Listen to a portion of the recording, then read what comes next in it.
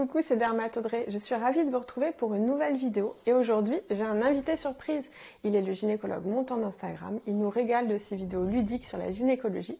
J'ai le plaisir de vous présenter Olivier, alias Mon.gynéco. Salut Audrey, Salut. Merci beaucoup pour cette belle présentation et cette invitation. Je suis super content de faire cette vidéo avec toi dans ce très beau showroom de la maison de Chéniaud qui nous accueille aujourd'hui. Et je suis surtout super content qu'on aborde un sujet très fréquent qui concerne les femmes, c'est l'acné qu'on appelle l'acné hormonale. Effectivement, c'est un sujet sur lequel vous nous posez beaucoup de questions, que ce soit en consultation ou sur les réseaux. Alors on attaque directement dans le vif du sujet. D'abord, l'acné, c'est quoi? Tout le monde en a déjà vu et souvent on en a déjà eu soi-même. Ce sont les boutons sur le visage ou le tronc sous forme de points noirs, de microkystes ou de boutons inflammatoires rouges, plus ou moins avec du pus dedans. Ça, tout le monde connaît, c'est très fréquent à l'adolescence, mais environ un tiers des femmes en souffrent encore à l'âge adulte. Ce qu'on appelle acné hormonale dans le langage courant, c'est souvent cette acné persistante de la femme adulte avec des boutons plutôt inflammatoires sur le bas du visage. Mais acné hormonale, c'est pas vraiment un terme médical, c'est pas un diagnostic, parce que toutes les acnés ont toujours une participation hormonale. Ces variations hormonales peuvent être physiologiques, c'est normal à la puberté par exemple, le corps doit s'habituer à des nouveaux taux d'hormones qui sont plus importants, et la peau reçoit des afflux de testostérone, de progestérone. Moi je dis que ça met de l'engrais sur les boutons parce que ces hormones stimulent la glande sébacée pour fabriquer plus de sébum. Elles stimulent aussi l'épiderme qui s'épaissit et elles stimulent aussi les réactions inflammatoires. Et donc c'est la meilleure recette pour fabriquer des beaux boutons. C'est le même problème qui se reproduit chaque mois en fin de cycle pour les femmes, c'est pour ça qu'on a souvent des boutons juste avant nos règles. Mais ça peut aussi être des perturbations hormonales pathologiques. Quand les hormones qui favorisent l'acné sont présentes en plus grande quantité que la normale, on parle dans ce cas d'hyperandrogénie. Est-ce que tu peux nous en dire plus, Olivier? Qu'est-ce que c'est qu'une hyperandrogénie? Quelles sont les causes? L'hyperandrogénie, c'est l'excès d'androgène, c'est-à-dire une trop grande quantité d'hormones masculines circulant dans le sang, c'est la fameuse testostérone et ses dérivés. Cette anomalie biologique peut provoquer d'autres symptômes que l'acné. Certaines femmes peuvent avoir de l'hirsutisme, c'est un excès de poils dans des zones inhabituelles comme la lèvre supérieure, le menton, entre les seins et à l'intérieur des cuisses, voire entre le pubis et le nombril. Cet excès d'hormones mâles favorise parfois la perte de cheveux, l'alopécie, au niveau du sommet du crâne ou du front. Ce sont les fameux golfs. Il faut chercher une cause à cette hyperandrogénie car elle peut être provoquée par des maladies bien particulières. La plus fréquente, et de loin, c'est le syndrome des ovaires polykystiques qui touche environ une femme sur 10. Les ovaires fabriquent trop de testostérone, ce qui déclenche les signes d'hyperandrogénie et des troubles de l'ovulation. Les ovaires sont bloqués, ils sont pleins de petits follicules qui n'arrivent pas au stade mature et on n'obtient pas d'ovulation régulière, d'où des cycles irréguliers, longs et parfois une absence de règles. Il y a d'autres maladies qui peuvent toucher les glandes surrénales. Ce sont de petites glandes posées sur les reins ou bien encore des tumeurs de l'ovaire qui fabriquent de la testostérone. Mais elles sont beaucoup plus rares. Il faut aussi penser à certains médicaments et à certaines pilules qui peuvent avoir un effet androgénique. Ce sont des pilules très souvent prescrites qui contiennent un progestatif androgénique, c'est le lévonorgestrel qu'on retrouve dans les pilules de première et de deuxième génération le plus souvent. Quand une femme souffre d'hyperandrogénie, il y a souvent, en plus de cette hyperandrogénie, un syndrome métabolique. C'est une prise de poids excessive, une tendance au diabète et il faut faire attention parce que ça augmente le risque de maladies cardiovasculaires.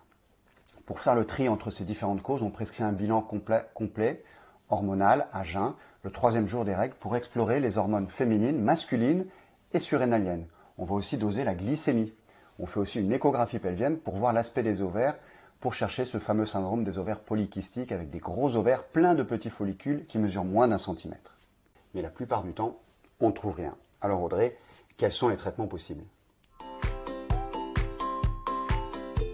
En dermatologie, on a plein d'outils pour soigner l'acné. Et il y avait tellement de choses à dire que j'en ai fait tout un livre complet qui s'appelle Faire la paix avec sa peau et que vous trouvez partout en librairie. Il y a des traitements locaux qui s'appliquent sur les zones concernées et ou des traitements par voie orale.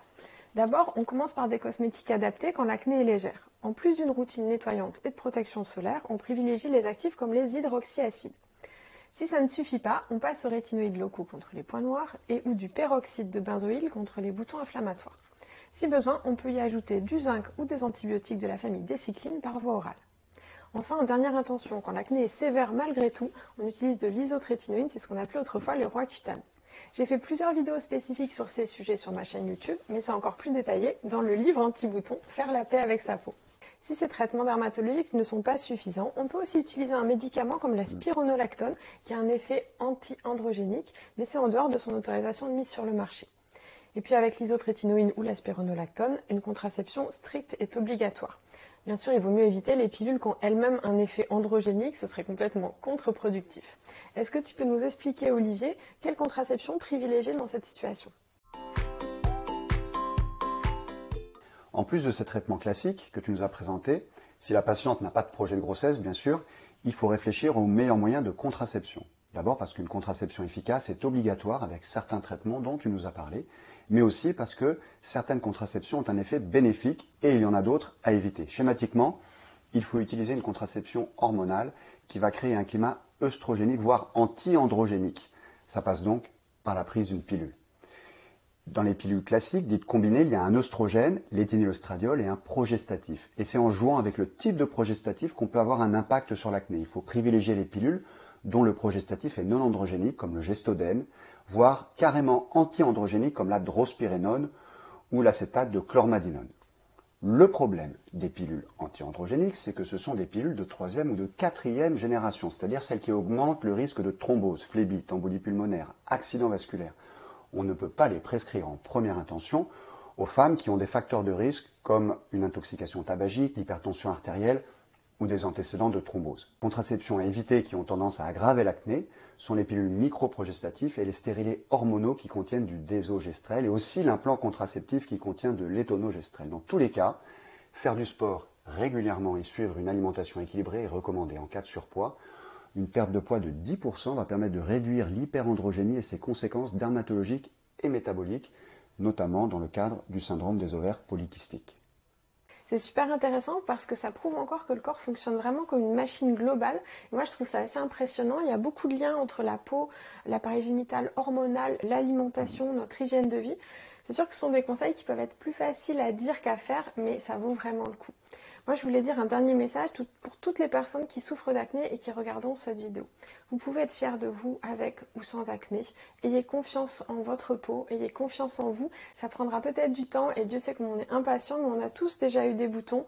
Bien sûr avec des échelles de sévérité différentes, c'est pour ça que c'est important de normaliser le regard général sur l'acné. C'est pas une maladie contagieuse, c'est pas sale, et en fait les patients souffrent souvent plus du regard des autres que des boutons eux-mêmes. Donc en parlant, on peut changer ça petit à petit, et c'est pourquoi je vous invite vraiment à partager cette vidéo autour de vous, avec vos amis, vos proches qui sont concernés aussi, pour faire changer les choses petit à petit.